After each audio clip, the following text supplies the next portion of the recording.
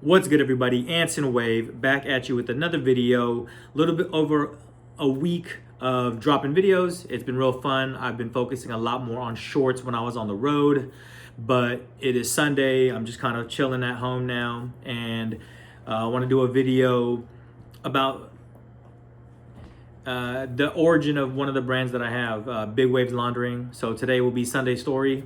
Maybe this will be a new segment that we do, just chopping it up, talk about different things that's happened in my life. Maybe we bring some guests on, who knows? But today will be about Big Waves Laundering. Got the wave hat on right now, maybe dropping more of those. But I just want to talk about how it started, because I think anybody that is on the cusp of starting a business or trying to do that thing they've been doing, like we talked about in other videos, man, just go out there and do it. And who knows where it comes from, you know what I'm saying? So it kind of started long ago, man, the late 2000s, or in 2000, I met some homies through work and people that they knew and connected with them, like we all do, and in the early or the late 2000s, I think 2011, we got together. So my homies, shout out Alex, shout out Mondo, we started trying to make t-shirts, start a brand of sorts, streetwear, you can call it. I'll probably show you guys those shirts in the future, but like I said, made some stuff. Life started life in. I got a different role in the job I had, and it changed some things. I travel a bunch, which is what I do currently. Partly why I've been able to give videos about some of the stuff I've eaten on the road or whatever. But life was life in. Didn't really get to pursue that. So for a long time, I started doing the grind of what the corporate life is like, and then in that time, I started the quality goods stuff that I mentioned before. I think we could do a story time. Shout out to Chris. We'll probably have him on and we'll do a story time about that. But so I started getting creative. And like I said, once I did that, I think different avenues were opening. I started my thrifting business. Shout out Finessing Nemo, which I mentioned in another short, and started doing the quality good stuff. And in that time, my homie Mondo started learning. He had other creative projects he had done in the past. You can actually listen to podcasts that we had about him and some of his creative ventures that he's been into. And in the meantime, when I was starting doing what I was doing, he started doing tattoos. And so we reconnected, man. And now I have a whole bunch of tattoos. Maybe we'll do a tattoo tour one day, whatever. But so started connecting like that. And then, like those long sessions can get, man, we're just chopping it up about things. And I had mentioned like some of the stuff I love thrifting are random brand shop tees. Like the more obscure, the better. One that stands out to me is a cement mixing company, I believe, or something like that. And it was from Pleasanton, California, just a random place.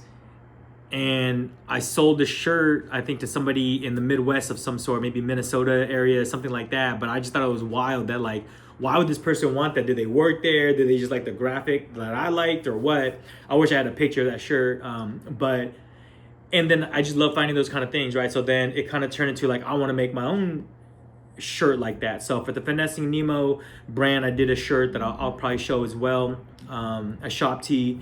And then I wanted to just make a random business. Like, we don't even have a different business, but let's design something. So I was floating ideas with Mondo, and I was like, man, let's do something that's like a shady business front.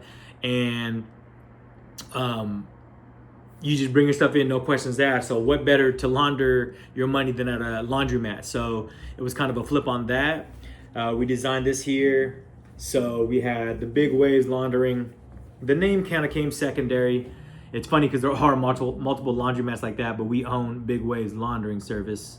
So that was the first graphic. And then, but what really started with was this Wash Your Sins Away graphic. Because it was just like, hey, bring your stuff in, cash only, no questions asked. We'll get everything clean for you. So just a play on that, and that was, I think, 2022. And then at that point, I was really, vibing with, shout out La Russell out here in the Bay Area. I really liked some of the stuff he was doing to promote himself. And one of the things was pay what you can, pay what you want for the merchandise. So I think I ordered like 50 shirts, the off-white like that, and some black of that same design, and we put it out there, and we were just like, hey, pay what you want, plus $7 shipping. Like I said, even with my eBay store, the customer pays shipping, because but it was a great response, man. I think for one shirt, I think I got like $100. I'll take it, man. Just somebody, a homie supporting. Anywhere from that to like $20 was probably the lowest I got. But it really was just about bringing a dope design together and letting people have a piece of this history of what it was at the time. And all it was just a random shirt. And as always, man, it's great when the homies support. But it was crazy to just have people DM me, some strangers, like, man, I really like this. Like, let me know when you make new stuff or whatever. So then that was just a great feeling. And gained a little bit of traction. So then I was like, man, let's just keep playing on this whole wash your sins away, cleaning away, whatever. So I was like, hey man, what if we do like a flip on the prayer hands? What we do like washing a garment, So, went back to the evil genius and we created this right here. Wash your sins away. Got the small graphic right here. Just doing laundry. We actually did, this is actually a limited edition, the black shirt, which I got a few left, I'll probably put up there. But he made that shirt, and then just while we're talking about that, he's like, man, that'd be dope on a soapbox and whoopty woo. And I'm like, man, like, you're absolutely right, And I'm like, I wonder what I could do to try to sell soap, So I just started researching things and was like, is it gonna be a liquid? Is it gonna be a powder? Then I kind of remember hearing about and seeing around laundry detergent strips, and I was like, man, that seems crazy. So just started looking it up. Like it is tough business out here. We're outsourcing out of the country to see what we can make. Shout out to my sister. Her name's 245 Design. My sister Angel, she's one of my earliest collaborators, and she helps me to design as well. She's like my business partner with it. Helped me find a vendor. We got some samples of what we had, and then we designed it, man. So then we made a soap. Here's the soap brand. Here's that graphic that the homie brought out, neighborhood soap dealer.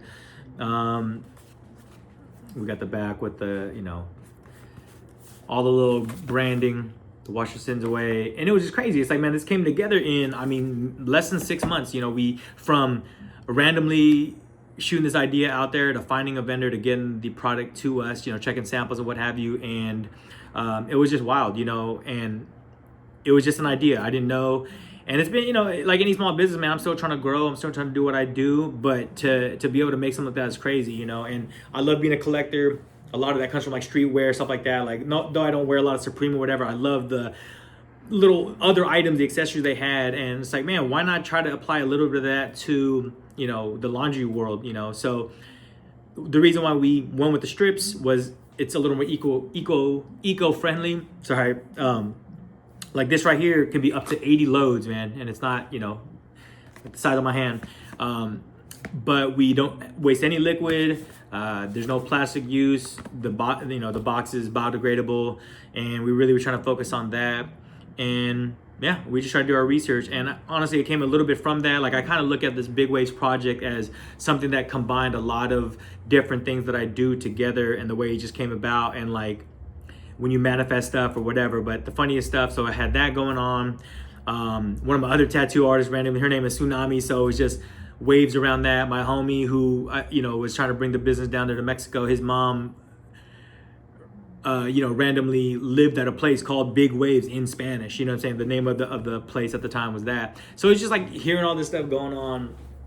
And yeah, now we've been doing that. I won't get too much in the business stuff, but that's not really the point. My point was more, you don't know what an idea can become, and just go out there and try it. It's been a struggle, like any small business has been, but I love connecting anybody with it. I love seeing repeat customers. Still in the process of trying to get the product into bigger box stores or whatever it may be. But in that process too, it's like, if I'm going to have a thrifting business as my other business, if I'm going to try to have sustainable detergent, I can't just be making random clothes, So one of the things that we really try to do with the this is actually F Everything is from my Finesse and Nemo brand, but as you can see, the shirt itself is 100% recycled, like cotton waste. So I was even trying to make sure I keep that in mind when I make t-shirts, you know what I mean? So I want it to last forever. I really love the quality of these shirts, man. Like it's a great kind of fade to it that it wears well. It doesn't shrink up too much, but it just kind of worked out that way, So it's like, how can we keep making this move? You know, with the eBay store I have, with the product for the Big Waves, all of my poly bags are biodegradable as well. So like, I'm just trying to be conscious and do my part. I know it's impossible to, you know, not impossible, but it's very hard to go zero waste, but I'm trying as much as I can where I can. And it's just fun to do. And like I said, man, this video is just more to tell people you're able to do whatever you want. Just get out there, try it out, and see what comes of it, man. That's the story of the day. Is just like, you don't know what random thought can become something else. And I'm not saying everything needs to become a business or make money, but I'm just saying, like, try that thing out that you were doing. If you wanted to do that hobby, if you wanted to start making YouTube videos, just do it, man. I'm trying to motivate me and you out there. But I would love to hear your story, man. Like, if you have a brand out there that you started or were a part of that had a kind of weird, wild beginning, you know, or like a real quirky beginning, I guess you can say, like, let me know, man. Drop it in the in the comments. I would love to hear it. Love the support. And yeah, man, we're gonna bring you another video tomorrow and the next day and the next day, and maybe we'll make Sunday stories a thing. Peace out.